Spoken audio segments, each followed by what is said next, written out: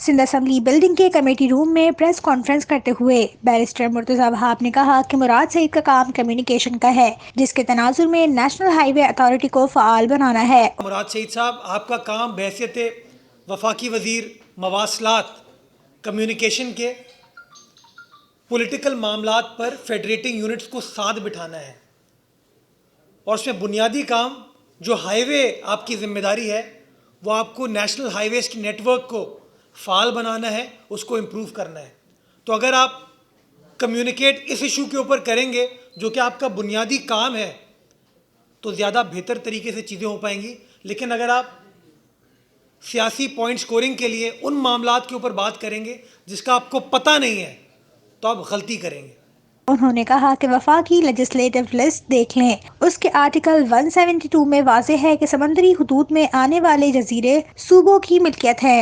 हर सूबे की हद आर्टिकल 1 में आईने पाकिस्तान ने डिफाइन कर दी है। उस हद के अंदर जो ज़मीन है वो वफाकी हुकूमत की मिल्कियत नहीं है, वो सूबाई हुकूमतों की मिल्कियत है। जो सिंध में है वो सिंध की मिल्कियत है, जो पंजाब में है वो पंजाब की मिल्कियत है, जो पंजाब खैबर पख्तूनख्वा में है वो पंजाब खैबर पख्तूनख्वा हुकूमत की मिल्कियत है। तो ये आइलैंड जो हैं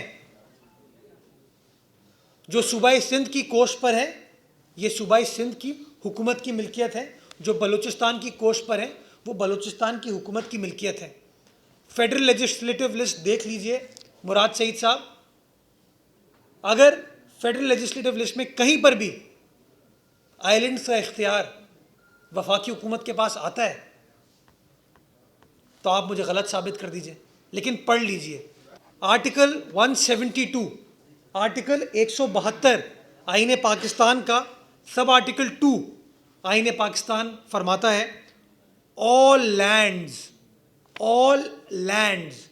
minerals and other things of value within continental shelf or underlying the ocean beyond the territorial waters of Pakistan shall vest in the federal government. Murtaza Wahab ने कहा कि सिंध हुकूमत को अब सख्त फैसला करना पड़ेगा, हाई कोर्ट का फैसला भी मौजूद है।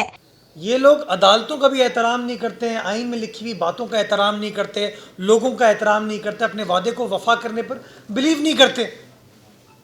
मैं समझता हूँ सिंध हुकूमत को भी अब कोई सख्त फैसला करना पड़ेगा इस इनकॉम्पिटेंस, इस नाअहली के हवाले से कि इस तरीके से नहीं चल सकता कि पाकिस्तान की 68% गैस प्रोड्यूस सूबा सिंध करे और हमारे घरेलू सार्फिन को, हमारे सनतकारों को, हमारे ट्रांसपोर्टर्स को गैस की लोड शेडिंग का सामना हो। खैबर पख्तूनख्वा में उसको इससे की गैस मिल रही है, उसकी ज़रूरियात को पूरा किया जा रहा है। आर्टिकल 158 को खैबर पख्तूनख्वा के लिए फॉलो किया जाता है, लेकिन सूबा सिंध के लिए, SSGC के लिए वफाकी हुकूमत फॉलो नहीं कर रही।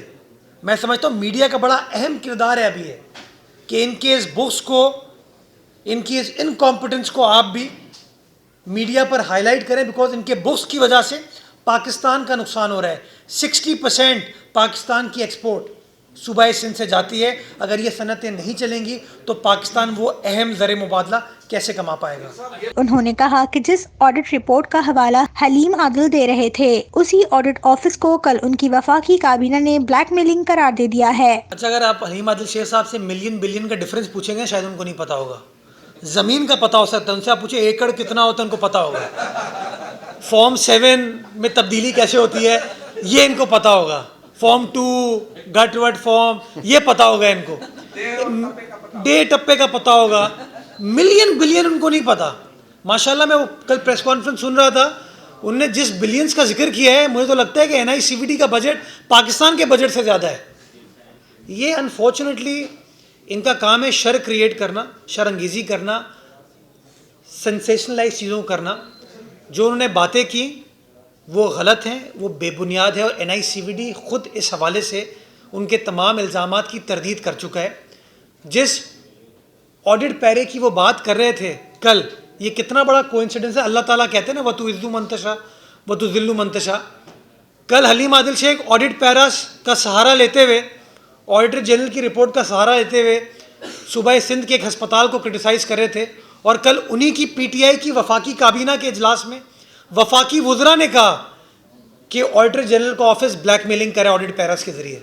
ये आज अखबारात में रिपोर्ट हुआ है